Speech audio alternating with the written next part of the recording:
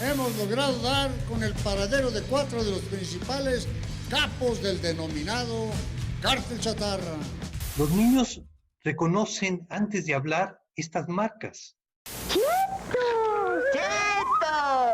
Y la obesidad, a su vez, causa más de 14 de las más importantes enfermedades. Wow. No, pues sí, es muchísimo. Muchísimo. Pues ojalá que vieran todo el mundo toda la cantidad de azúcar que tiene esto, ¿no? Porque es un exceso. Por primera vez se hace una política integral que tiene que ver desde el modo de cómo se producen los alimentos, al cómo se procesan y cómo se ofertan y cómo se consumen, ¿no? Ya con esas etiquetas cambia mucho la panorámica del producto, ¿no?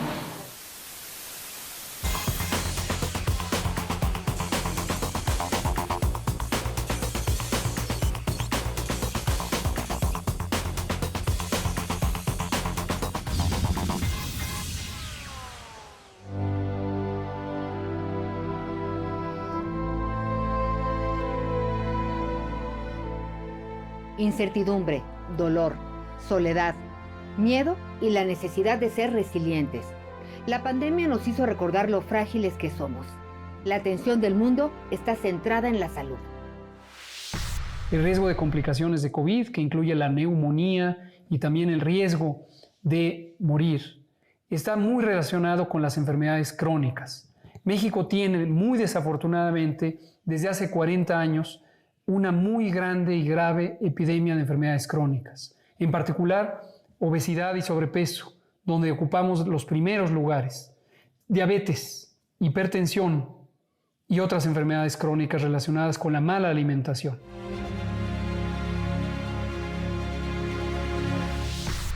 En México, 7 de cada 10 adultos, 4 de cada 10 adolescentes y 1 de cada 3 niños tienen sobrepeso u obesidad. Según la última encuesta nacional de salud y nutrición, 62 millones de personas padecen obesidad, más de 8.6 millones diabetes y 15.2 millones hipertensión.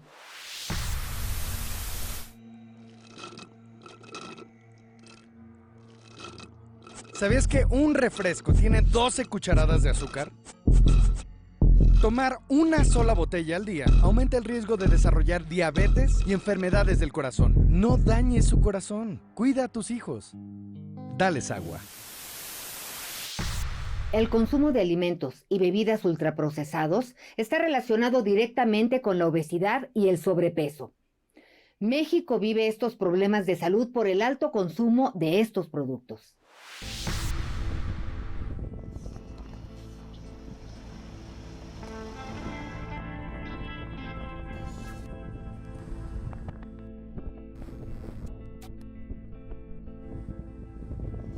Maksat imusashi otkinvan y di mas maksate musaskilti be vai het kundik postati kunsat kaltike vai het elantil sakti asukareti orita het otana yokel musikoldanali het elan este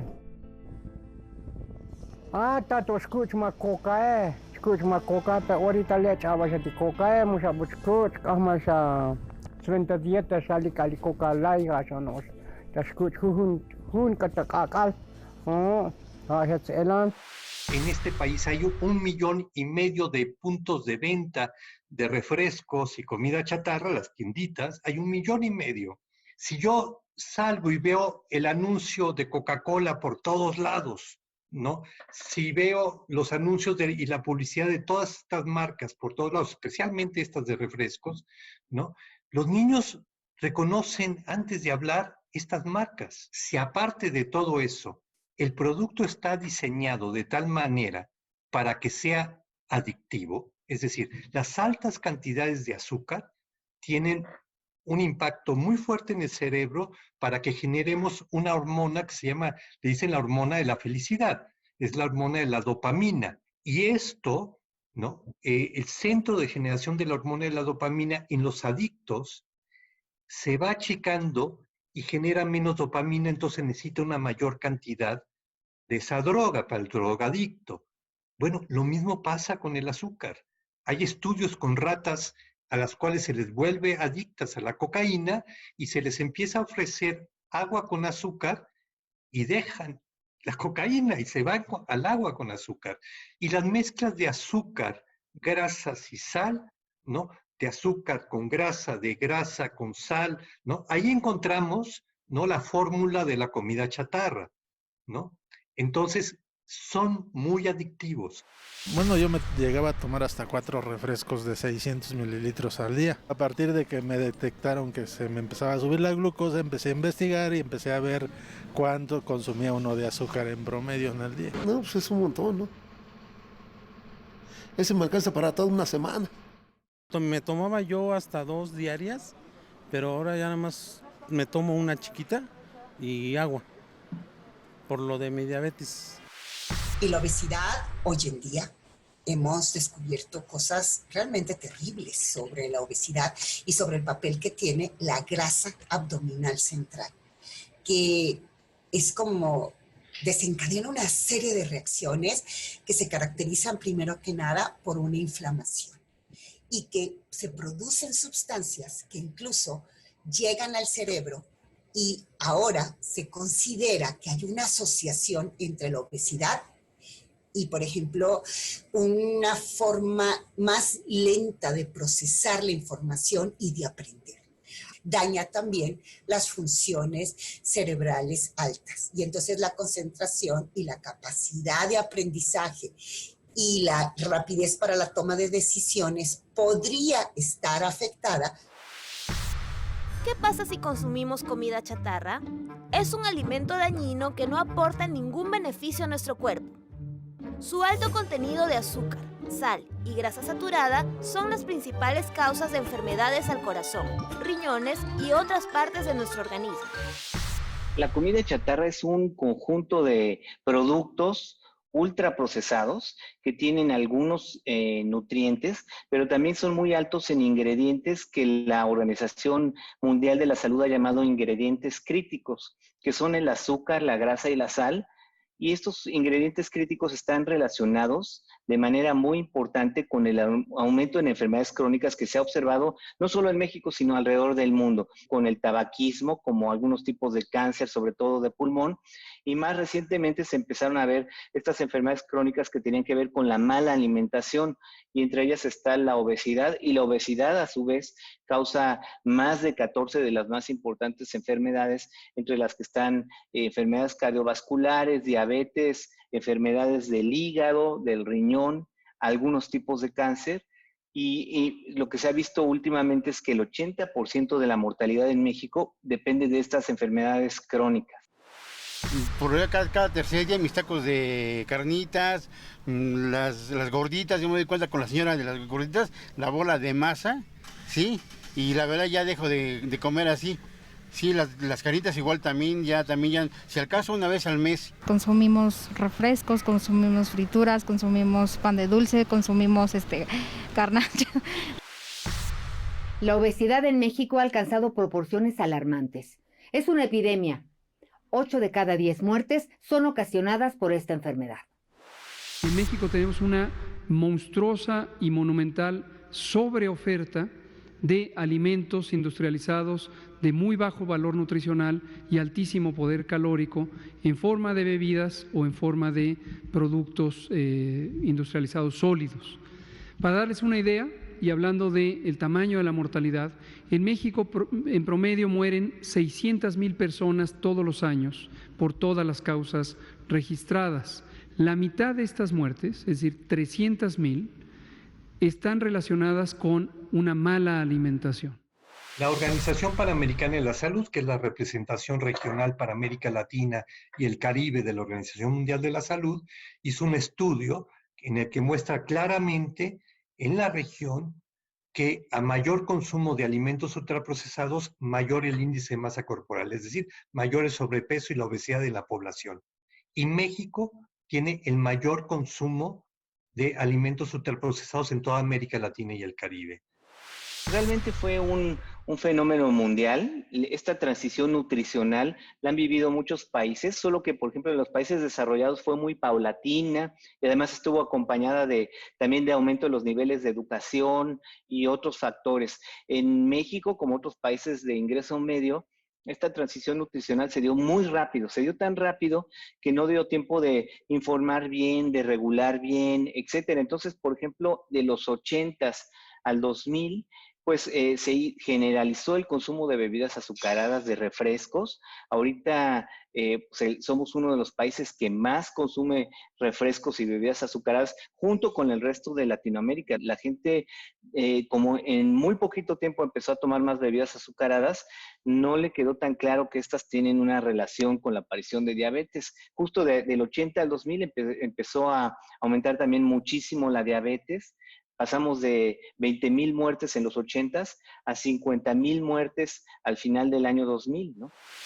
Cada hora mueren 23 personas a causa de la obesidad. 1 de cada 10 adultos padece diabetes. Esta enfermedad es la principal causa de amputación de miembros y de ceguera entre la población mexicana. Una amputación del dedo gordo del pie izquierdo. De ahí se vino un testículo. Se rompió el escroto del testículo y hubo una operación. De esa operación se infectó. México es uno de los países con la prevalencia más alta de obesidad en el mundo, por lo que fue declarada emergencia sanitaria desde 2016. Desafortunadamente, las políticas públicas implementadas no sirvieron para atender esta problemática. Recientemente, la organización civil La Alianza por la Salud Alimentaria presentó el documental Los cómplices de la otra epidemia, que muestra cómo algunos exfuncionarios rechazaron políticas públicas a favor de la salud de las personas y velaron por los intereses de la industria de estos alimentos. Los funcionarios actuaron a favor de las refresqueras y la industria de comida chatarra. Josefina Vázquez Mota, exsecretaria de Educación, 2006-2009. La secretaria de Educación Pública, Josefina Vázquez Mota, se negó a retirar la comida chatarra de las escuelas y firmó acuerdos con PepsiCo y Coca-Cola para que promovieran estilos de vida saludables al interior de los planteles escolares. Salomón Chertorivsky, exsecretario de Salud, 2011-2012. En materia de salud, México tiene el vaso medio lleno. Si en el sexenio de Fox murieron más de 360,000 personas con diabetes, en el de Calderón murieron cerca de 500,000 de personas. Miquel Arriola, excomisionado federal de la COFEPRIS, 2011-2016. Miquel Arriola, responsable de la introducción del etiquetado frontal de la industria, ante las críticas, respondió lo siguiente. Se incluyó una palabra que decía porcentaje de los nutrimientos diarios recomendados. Esa palabra, sin duda, ha generado confusión. En las pasadas administraciones, lo que prevaleció fue que la política de salud, y hay mucha evidencia sobre esto, ¿no?, estaba en contubernio con la industria. Entonces no era una política de salud, sino era una especie, ¿no?, de, no sé, parafernalia, para parecer que hacían y no hacían, y al final estaban defendiendo los intereses de estas grandes corporaciones. La lección es clara. Los servidores públicos tienen la obligación en todo momento de atender las necesidades y demandas de la población por encima de intereses y beneficios particulares ajenos al bienestar de la sociedad. La estrategia de alimentación saludable, justa, sustentable y económica es la apuesta hoy del gobierno federal. Que es la confluencia de todas las instancias y dependencias federales que tienen que ver con los temas de alimentación, que por primera vez se hace una política integral que tiene que ver desde el modo de cómo se producen los alimentos, al cómo se procesan y cómo se ofertan y cómo se consumen, ¿no? ¿Qué va a cambiar para que realmente puedan tener millones de familias, pues, accesible otro tipo de alimentos? Propiciar, incentivar la producción sustentable y limpia de alimentos, para que haya alimentos sanos. Luego, que esos alimentos se produzcan a un precio razonable, para que sean asequibles. Hay una red de distribución a través de las tiendas de Segalmex, antes eran Diconsa, que son 25,000 puntos en todo el país, sobre todo en las zonas más pobres, donde estos alimentos producidos de manera sustentable, ambientalmente sana, que produce alimentos que no tienen, digamos, repercusiones negativas a la salud, estén a la mano y a buen precio. ¿A qué se refiere la estrategia cuando habla de justa? La idea es producir alimentos que tengan un precio justo para que cualquier familia mexicana, sin importar su ingreso, pueda acceder a ellos. Por eso se le puso la denominación también de esta estrategia de alimentación justa, para que no sea solamente pues quienes puedan pagarla, que puedan acceder a esa alimentación sana. Como parte de las acciones para atender y prevenir la obesidad, se modificó la norma oficial mexicana 051 sobre el etiquetado para alimentos y bebidas no alcohólicas, en la que participaron distintas instancias federales. En principio son dos autoridades las competentes en la materia. Se trata de la COFEPRIS y de la Dirección General de Normas de la Secretaría de Economía.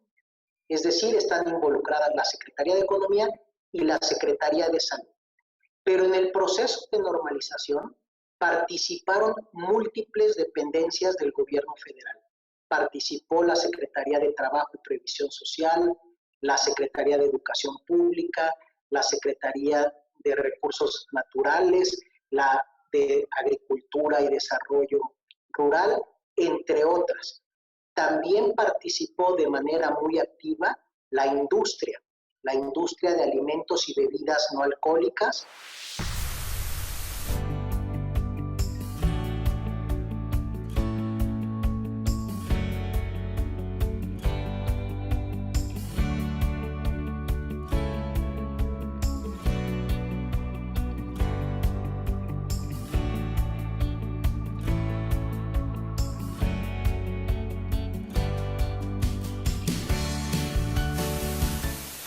Fue un proceso muy concurrido, ha sido histórico. Déjame decirte que participaron más de 150 instituciones a nivel nacional.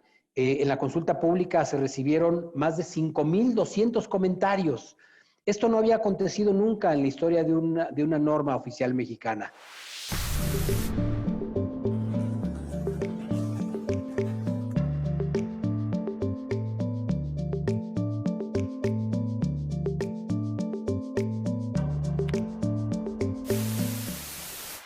Ese sistema consiste fundamentalmente en etiquetados, en etiquetas que van a contener sellos en color negro, octágonos en color negro, donde se advierta con mucha facilidad al consumidor cuando ese producto tiene exceso en algún nutriente crítico, que puede ser azúcar, sodio, es decir, sal, grasas, calorías. Con este nuevo etiquetado pretendemos tener un primer paso para combatir esa epidemia. Porque estos componentes de la epidemia dañan, uno, las finanzas públicas. Se incrementa el costo de la atención médica. Tuvimos un plazo de 2 meses para que pudieran coexistir productos que tuvieran el mismo origen, el mismo lote y que pudieran también tener algunos sellos y otros no. ¿A qué se debió esto? En ocasiones la rotación de este inventario tarda un tiempo razonable. El siguiente gran momento que vamos a tener es el 1 de abril del próximo año. Ya no nada más se tienen que portar las etiquetas con autoadheribles o con sellos de advertencia, sino que toda la etiqueta tiene que ajustarse al contenido completo de la norma oficial mexicana. El nuevo etiquetado de advertencia responde al derecho de los consumidores a estar informados. Lo he dicho aquí muchas veces, que no se deben de prohibir las cosas. Prohibido prohibir. Lo más importante es crear conciencia. No prohibiciones. Entonces, orientar para que haya una buena alimentación, que no se consuman productos chatarras. Lo que estamos haciendo, que se dé información de lo que contienen los productos industrializados, el etiquetado, donde se advierte si un producto tiene exceso de azúcar, de grasas, de químicos, y que el consumidor decida, elija. Pueden ahorrar 39,000 millones de pesos en costos de atención médica durante 5 años, según un estudio del Instituto Nacional de Investigación de Salud Pública. En un país donde nos estamos muriendo de diabetes más de 100,000 personas cada año, yo creo que eso va a ser muy valioso porque nos va a permitir tomar decisiones rápido. No, yo creo que no es satanizar ni prohibir, es solo el derecho a que las familias puedan tomar elecciones más saludables si así lo desean. Wow. No, pues sí, es muchísimo.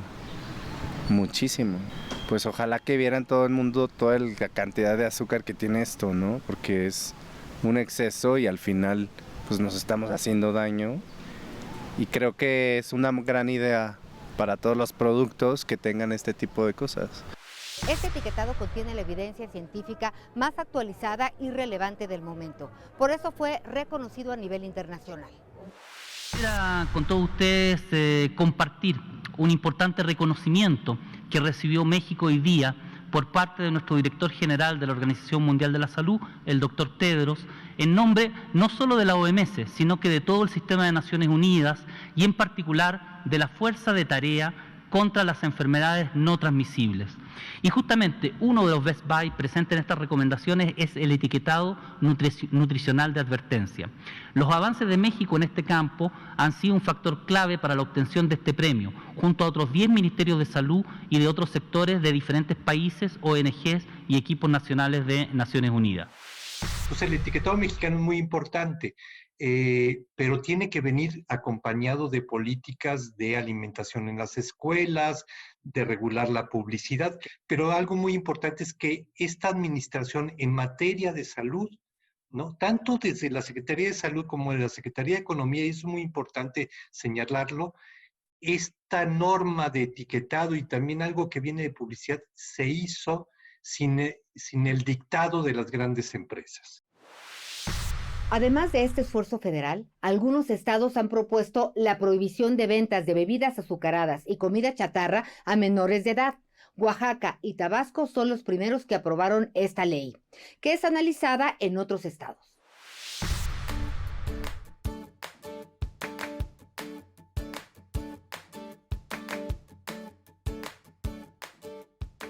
La comida está enraizada en lo más profundo de la identidad mexicana. Tanto que el maíz aparece en el centro de las explicaciones mitológicas mayas sobre el origen del hombre. Vale la pena que regresemos a nuestras raíces. Por eso es tan importante esta construcción de una cultura alimentaria basada en la salud, pero también basada en las capacidades, digamos, geográficas, de tierra y de digamos, la diversidad o la biodiversidad que tenemos, ¿no? Entonces, preservar la biodiversidad es algo muy importante. Preservar nuestra historia culinaria es central para poder mantener, digamos, nuestra identidad cultural, pero también conocer y reconocer de estos alimentos originarios que son el aporte de México al mundo, pues también son parte de nuestra riqueza cultural, alimentaria y económica. Entonces, creo que en el caso del maíz, no es hacer conciencia de que somos una cultura del maíz, de que somos un pueblo del maíz, también nos lleva a poder apoyar de mejor manera todas las especies de maíz o variedades de maíz que han surgido, porque una cosa que hay que tener conciencia es que el maíz lo produjo el trabajo de mujeres y hombres a lo largo de varios miles de años, que fueron seleccionando las mejores semillas y fueron creando el grano que hoy conocemos, que nuestro país hay una identidad culinaria muy fuerte, hay una gastronomía que ya es patrimonio de la humanidad y que debemos hacer conciencia de ello. Y esto es porque es parte de nuestra identidad cultural y de nuestra historia.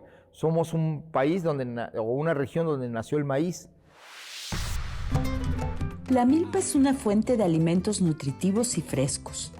Un sistema agrícola que ha brindado seguridad alimentaria al pueblo mexicano desde hace siglos y un referente para la agricultura mundial. En la milpa se cultiva el maíz, cuyo Día Nacional es el 29 de septiembre. La zona, del ambiente y de los agricultores también. ¿Qué especies quieren incorporar dentro de la milpa? Dependiendo de los gustos también de los productores, dependiendo del clima, del suelo, van variando las milpas. Permiten a las familias tener una base segura de alimentación saludable. El maíz es la principal especie, pero la milpa además produce frijoles, calabazas, chiles, tomates, quelites, verdolagas, quintoniles, cacahuates, cilantro, guatzontles, nabos, flores de calabaza, chilacayotes, romeritos y hasta melones y sandías. Como cocinera tradicional, para mí la milpa representa una riqueza, porque de ahí podemos presentar algunos platillos o una variedad de platillos. La comida tradicional mexicana es sumamente nutritiva. Mucha gente dice que hay comer tacos y garnachas. Bueno, pues son perfectamente balanceados estos platillos porque contienen hidratos de carbono, contienen proteína, porque le pone uno siempre queso o carne, y muy frecuentemente tienen verduras. La milpa representa nuestras raíces, nuestra cosmogonía y la biodiversidad de nuestro país. Son la base de nuestra cocina tradicional. Para Hagamos que Suceda, Melissa Martínez Lemus. La obesidad es un monstruo de 1000 cabezas. Para frenarla se necesitan acciones en conjunto. La industria de productos ultraprocesados y de bebidas azucaradas debe comprometerse a mejorar la calidad nutricional de sus productos. Se necesitan políticas gubernamentales contundentes que aseguren a la población el derecho y acceso a una alimentación saludable. Solo en la medida que trabajemos unidos, gobierno, iniciativa privada y sociedad, podremos hacerle frente. Aceptemos juntos el desafío. Hoy, en medio de esta pandemia, sabemos que con salud lo tenemos todo. Hagamos que suceda.